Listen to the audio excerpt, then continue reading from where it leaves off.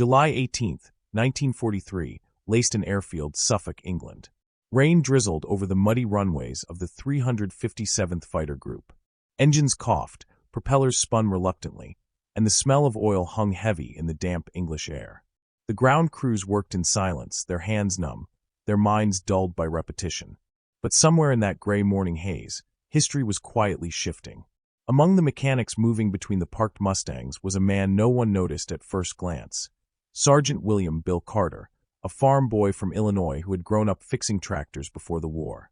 His job was simple: keep the P-51s flying. Yet his mind refused to rest. He had been watching the same malfunction tear through aircraft after aircraft. Engines that sputtered and died in thin air, pilots forced to abandon fights they could have won. The P-51 Mustang was supposed to be America's miracle. Its sleek frame, powered by the British-designed Rolls-Royce Merlin engine, promised unmatched range and altitude. But in the cold air above 20,000 feet, something went wrong. Fuel lines froze, pressure dropped, and power vanished at the worst possible moment. Dozens of missions ended with smoke-trailed failures. Some pilots never returned. Carter couldn't sleep. Night after night, he sat in the hangar, staring at a half-disassembled carburetor, convinced the engineers were missing something. He was no officer, no scientist, just a mechanic with grease-stained hands and a stubborn streak that made his sergeant curse under his breath. Yet every failure out there felt personal. Every time a pilot didn't come home, Carter blamed himself. One night, as lightning flickered over the airfield, he made a decision that would change everything. He scavenged a part from a wrecked P-38 Lightning, a small turbo-pressure component meant to regulate airflow at high altitude. He studied it for hours, tracing lines with his finger, imagining how it could stabilize fuel delivery if adapted for the Mustang. The idea was madness. Unauthorized.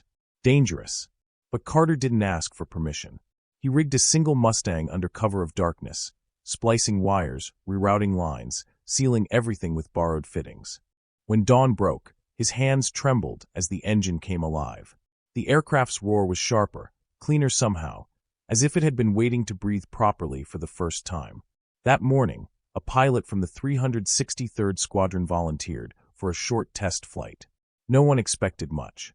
Yet when the plane lifted off and climbed toward the gray clouds, something extraordinary happened. The altimeter spun past 20,000, then 25. The engine didn't choke. It roared. The pilot radioed down, disbelief in his voice. The Mustang was accelerating instead of gasping for air. Within minutes, it had broken altitude records for the unit.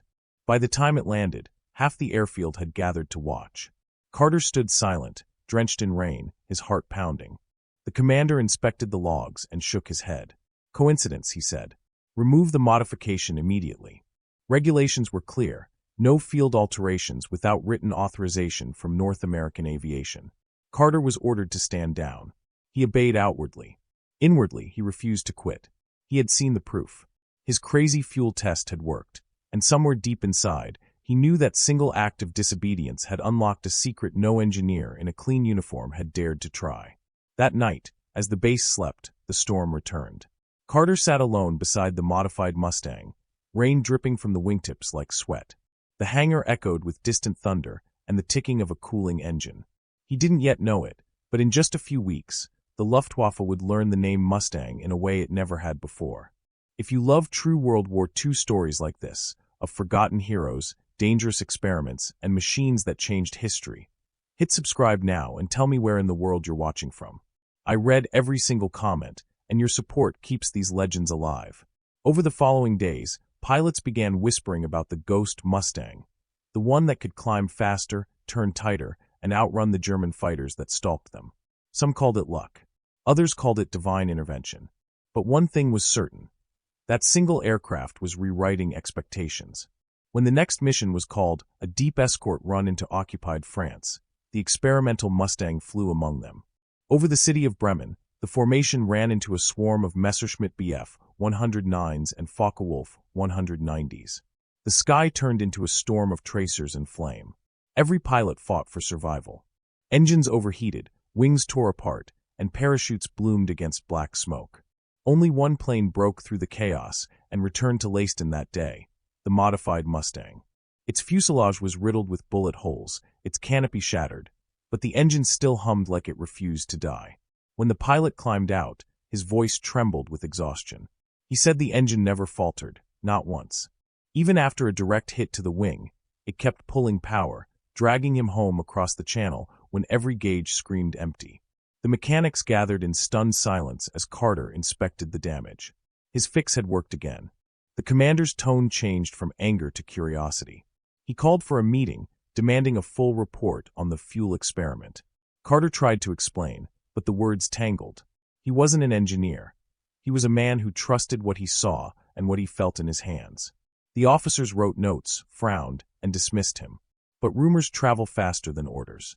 Within days, other squadrons began quietly copying his setup. By September 1943, multiple groups along the coast were flying modified Mustangs, all performing beyond expectation. Pilots swore the aircraft felt alive, responsive in ways they couldn't explain. High above Europe, the balance was shifting.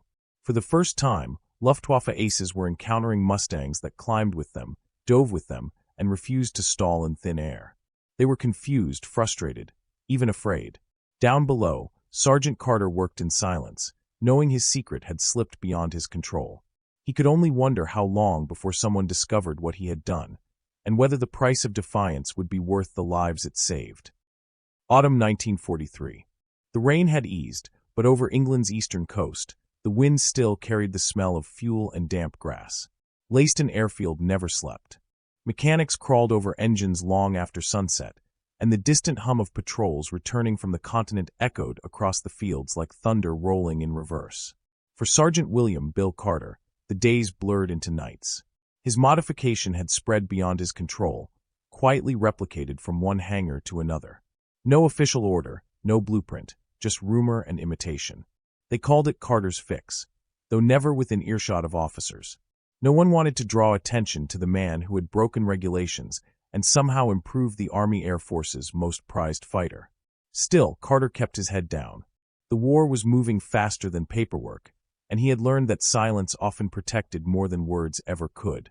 By October, his squadron's kill ratio had doubled. Pilots who once limped home now returned laughing, boasting that their Mustangs could chase Focke-Wulfs straight into the sun. At the officers' club, one lieutenant raised a glass and said, "Whatever magic's under that cowling, it's scaring the hell out of Göring's boys." They didn't know how right he was. Across the channel, the Luftwaffe's intelligence reports began to change in tone. Field messages described new Allied fighters with abnormal climb and dive performance. Commanders demanded answers from Berlin. Engineers inspected captured wrecks and scratched their heads. The P-51 had always been formidable, but now it seemed to defy physics itself. Inside a bomb-scarred testing facility near Augsburg, German mechanics tried to replicate what they saw. Their measurements hinted at higher fuel pressure, yet their own Merlins and Daimlers refused to hold it. Unaware that Carter's modification balanced pressure through a scavenged turbo line, they increased flow instead, and the results were catastrophic. 2 prototype engines detonated on the stand, leaving fragments embedded in the concrete walls. What the Reich believed to be a shortcut to power had become a silent act of sabotage born from misunderstanding. Back at Leiston, Carter knew nothing of this. He was battling a different storm. A new order arrived from headquarters. Mechanic Carter to report to London immediately. No reason given. No time to prepare. He packed his wrench set and a single photograph of his parents, convinced he was headed for a court-martial. Unauthorized modifications were serious, treasonous even. The journey south was long and gray. Trains rattled through bomb-blackened towns. Air raid sirens wailed in the distance. When he arrived at a nondescript brick building marked only by a number, 2 officers escorted him inside without a word. His heart pounded like an engine misfiring. Then came the first surprise. Instead of a tribunal, he was led into a room full of blueprints and men in civilian suits. Engineers from North American Aviation and representatives from the Royal Air Force Technical Liaison Office. On the table lay a copy of his field report, grease-stained and annotated. At the center of the room stood a model of the P-51's Merlin engine, and attached to it, his modification, perfectly replicated. They had already tested it. Quietly. Repeatedly. And it worked. One engineer explained that the Carter adjustment, as they now called it, stabilized the fuel-air mixture during rapid altitude transitions, eliminating vapor lock and fuel starvation. The change increased operational ceiling, improved throttle response, and reduced maintenance failures by nearly 30%. It was, in every measurable way, revolutionary. Carter listened in stunned silence. They were praising the same act that should have ended his career. When they finished, an officer simply said, "You will speak of this to no one. The modification will be standardized under a technical bulletin. Your name will not appear." He nodded slowly. Recognition meant nothing if it endangered the war effort, but as he walked out into the London fog, he couldn't help feeling hollow. His invention would change the air war, but no one would ever know who had built it. Back in Suffolk, the transformation was immediate. New shipments of Mustangs arrived from the United States with subtle design updates. The pilots noticed the difference instantly. Climb performance soared. Fuel efficiency improved. The P-51 could now escort bombers deep into Germany and still fight its way home. By December 1943, the 8th Air Force had begun full-scale daylight raids over the Reich. Above the roar of B-17 flying fortresses, the silver Mustangs weaved in formation, engines singing with a confidence no Allied fighter had ever possessed. Luftwaffe interceptors scrambled desperately, Bf-109GS and Fw-190As, but the old advantage of altitude was gone. From the moment those new Mustangs appeared, German pilots realized something terrifying. Their best aces could no longer dictate the fight. The Allies could chase them through the clouds, through the sun, through the very limits of the sky. Pilots began naming their Mustangs Angel's Fury, Heaven's Hammer, Old Faithful. To them, the machine had become almost supernatural, an extension of willpower forged from steel and fuel. Carter's invisible hand guided every throttle push, every victory etched into the sky. In one of the winter battles above Hanover, Captain James Holloway's P-51 took a direct cannon hit to the wing, but kept flying. Post-flight inspection revealed the fuel lines rerouted precisely as Carter had done months earlier. Without that design, the aircraft would have exploded. Instead, Holloway limped home and credited some genius back in the hangar. Meanwhile, the Luftwaffe was unraveling. Oil shortages, pilot losses, and mechanical breakdowns turned their once elite squadrons into patchwork remnants. Yet German intelligence still searched for an explanation. Reports described the Mustangs as immune to altitude, a phantom enemy that refused to stall. By early 1944, the Allies dominated the skies. The bomber streams reached Berlin under full fighter escort, a feat previously deemed impossible. And somewhere among the thousands of anonymous mechanics scattered across England, Sergeant Carter continued to work quietly, pretending nothing had changed. But change had arrived. Letters of commendation circulated through command channels, unsigned but glowing. Field modifications by maintenance personnel have improved performance, one memo read. He recognized the phrasing, bureaucratic and cold, yet it marked the official acceptance of his idea. Still, questions lingered. Late one evening, a young pilot approached him in the hangar, eyes wide with awe. "You're the one who did it, aren't you?" he asked. Carter said nothing, only tightened a bolt and walked away. Some stories, he knew, were safer untold. The war rolled forward. The invasion of Normandy loomed. New planes arrived weekly, each one carrying a trace of his midnight experiment. And in the shadows of the hangar, Carter watched them go, never knowing how many lives his reckless curiosity had already saved. High above Europe, contrails crisscrossed the blue, white scars of progress drawn by men who never met him. The Luftwaffe was fighting ghosts now, engines straining against the inevitable. What had begun as a crazy fuel test by a nameless mechanic had become the nightmare every German pilot feared to meet at dawn. May 1944, RAF Leiston Airfield, Suffolk, England. Morning fog rolled in from the North Sea, curling around the rows of silver Mustangs like smoke from a sleeping dragon. The war had entered its decisive phase. In every direction, the air vibrated with power, the deep-throated rumble of Merlin engines warming for missions that would carve the fate of Europe. The once unknown mechanic, Sergeant William Bill Carter, stood at the edge of the runway, eyes half closed against the wind. Around him, the 357th Fighter Group prepared for another escort run into the heart of Germany. Pilots checked maps, ground crews refueled tanks, and the sun pierced the clouds just long enough to glint off 1,000 rivets. To anyone watching, it was routine. To Carter, it was proof that his midnight experiment had become the backbone of victory. The P-51 Mustang, once doubted and dismissed, was now the spearhead of Allied air power. Its Packard-built Merlin purred like a predator, its range unmatched, its climb effortless. And buried within its engine bay lay a sliver of defiance, a rerouted fuel system born from one man's refusal to accept failure. Carter never spoke of it.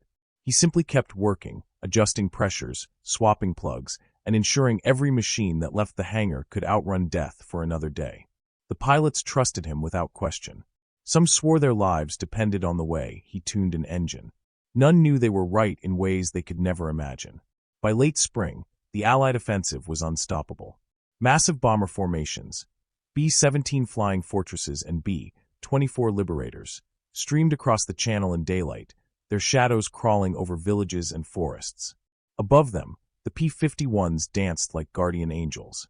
Their mission was clear: keep the Luftwaffe from tearing the bombers apart. In previous years, escorts would turn back halfway, forced by limited range to leave the bombers exposed. But not anymore.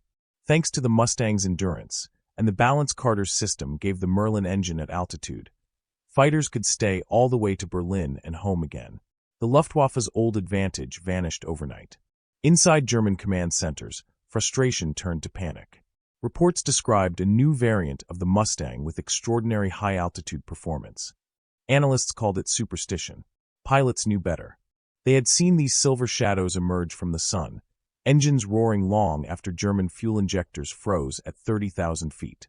At an airfield near Hanover, a German ace named Kurt Vogel scribbled in his logbook after a disastrous engagement. "We climbed to meet them at 9,000 meters. They did not slow. They turned inside us. Impossible." It was not impossible. It was physics, rewritten by a mechanic who had never studied it formally. The Luftwaffe's engineers tried to replicate the effect. They scavenged down Mustangs, measuring valves, guessing ratios, and building test beds in bomb-damaged factories. But they misunderstood the principle. Carter's system wasn't about raw pressure, it was about stability. His balancing line equalized flow during sudden altitude shifts, something German injectors couldn't mimic. When they pushed the pressure beyond tolerance, engines detonated. 2 test pilots died, and the experiments were abandoned. In trying to catch up, they had walked into their own destruction. Carter didn't know any of this. He wasn't a strategist or an engineer reading reports, just a tired man keeping machines alive. He spent nights in the hangar, sleeves rolled to his elbows, the smell of fuel clinging to his skin. Sometimes he stared at the metal frames and thought of the men who flew them, barely 20 years old, laughing in the morning and gone by sunset. He learned to recognize their laughter by sound. He also learned that silence at dinner meant someone hadn't returned. Each empty chair weighed heavier than the last. The officers called it progress. Carter called it the cost of keeping the sky. When D-Day arrived on June 6, 1944, the Mustang squadrons formed a steel canopy over Normandy. They strafed railways, destroyed convoys, and shattered the Luftwaffe's last reserve wings. The invasion succeeded in part because those Mustangs never faltered, their engines steady even in the punishing humidity of coastal air. Carter spent the night of June 6 listening to reports on the radio, his hands trembling as he heard the word successful. For once, the noise of war sounded like hope. By August, the Allies owned the sky. German morale collapsed. Entire squadrons surrendered without engagement. Pilots defected in their aircraft, landing on Allied fields just to escape inevitable death. In the maintenance records, one note appeared over and over: no engine failures during mission. To Carter, that line meant everything. The war ended in May 1945. At Leiston, celebrations erupted like fireworks. Pilots cheered, music blared from radios, and bottles appeared from nowhere. But Carter didn't join. He stood by a grounded Mustang, running a final check on an engine that would never fly again. The silence afterward felt unnatural, too wide, too final. He left the service that autumn with no ceremony, just a toolbox and memories he never spoke of. Back home in Illinois, he opened a small repair shop. Locals brought tractors, trucks, anything that burned fuel. He treated each one as if lives depended on it. Perhaps in his mind, they still did. Neighbors called him quiet but kind. Children said he could hear when an engine was sad. He never told them he'd once tuned the deadliest fighters in the world. The war, to him, was over, and secrets belonged to the past. Years passed. The Cold War began. New jet engines replaced propellers, new wars replaced old ones, and the name William Carter faded from memory. The Mustangs that survived were sold for scrap or sent to museums, their skins polished, their stories simplified. Visitors read plaques about design improvements implemented in 1943, never knowing one came from a sleepless mechanic under rain-soaked lights. Then, in the 1960s, a young engineer named Harold Klein was cataloging wartime documents at North American Aviation. Among thousands of routine memos, he found a set of notes written in pencil on military stationery. They described a field modification for high-altitude fuel stabilization. At the bottom was a shaky signature, W. Carter, 357th FG Maintenance Unit. Klein was intrigued. The calculations matched the design still used in the P-51DS blueprints. Digging deeper, he discovered the modification's date, July 1943, months before official records credited it to company engineers. He had uncovered the original inventor. But when he tracked Carter's name through military archives, it was too late. Carter had died 4 years earlier from a heart attack while repairing a farm truck. He never learned that his secret fix had changed the entire course of the air war. Word spread quietly through aviation circles. Engineers whispered about the Carter adjustment. Historians noted that no public record existed to honor him, only this forgotten trail of pencil lines and courage. The Air Force filed the papers under historical reference. Another forgotten hero added to the pile. In the 1980s, when the German archives were finally opened, researchers made a chilling discovery. Among the captured Luftwaffe documents was a technical report dated late 1944. It detailed attempts to duplicate an Allied fuel regulator system. The project failed catastrophically, the report concluded. Repeated explosions during bench testing. Unknown cause. Project terminated. The diagrams were almost identical to Carter's design, but inverted. The Germans had reversed the flow direction. In their arrogance to copy what they barely understood, they had built bombs instead of engines. Historians later called it mechanical poetic justice. Carter's invention not only empowered Allied pilots, it indirectly crippled the enemy's last chance to match them. Today, every restored P-51 that takes flight at airshows still carries that same fuel line principle. Modern pilots marvel at its balance, its responsiveness, its refusal to quit even under strain. They call it the soul of the Mustang. Few realize that soul came from a rain-soaked hangar, from a man who once risked prison just to make a machine breathe better. His fingerprints are gone, but his idea lives in every roar of the Merlin. At airfields across the United States, veterans gather to watch those aircraft take to the sky. Some are in wheelchairs, others holding photographs of friends long gone. When the engine starts and the propeller bites into the air, a hush always falls. For a few seconds, time folds, and they are young again, back in 1944, looking up as freedom carved contrails across the clouds. A few old mechanics still whisper the same phrase. She runs on Carter's luck. Maybe it's superstition. Maybe it's truth. Either way, the Mustang still answers to him. What makes a hero? Medals fade, names blur, monuments crumble. True legacy hides in the quiet acts that shape everything after them. Carter's story proves that history doesn't just belong to generals or presidents. It belongs to every anonymous hand that turned a bolt, every stubborn mind that refused to accept impossible. In classrooms and documentaries, the P-51 is hailed as a marvel of engineering. The plane that broke the Luftwaffe, the machine that won the sky. But beneath every technical triumph lies human instinct, the hunger to solve, to improve, to protect. That instinct defined Sergeant William Carter more than any medal ever could. His name never appeared in official manuals. No one read his eulogy over national radio. Yet his idea became immortal. Every pilot who climbed above the clouds in those final years of the war unknowingly carried a fragment of his spirit, the ghost in the engine. And so the story ends where it began, in a hangar filled with the smell of oil and rain, with a man staring at an engine and asking what if. That question changed the balance of the skies and perhaps the war itself. If you listen carefully the next time a Mustang flies overhead, you might hear it, the faint heartbeat of courage echoing through metal and air. A sound that says one person's madness can become another generation's miracle. If stories like this remind you how ordinary hands shaped extraordinary moments in history, please share this video, like it, and subscribe to WW2 Frontline Legends. Tell us in the comments where in the world you're watching from. I read every single one. Your support keeps these forgotten heroes alive, and together we make sure their courage never fades.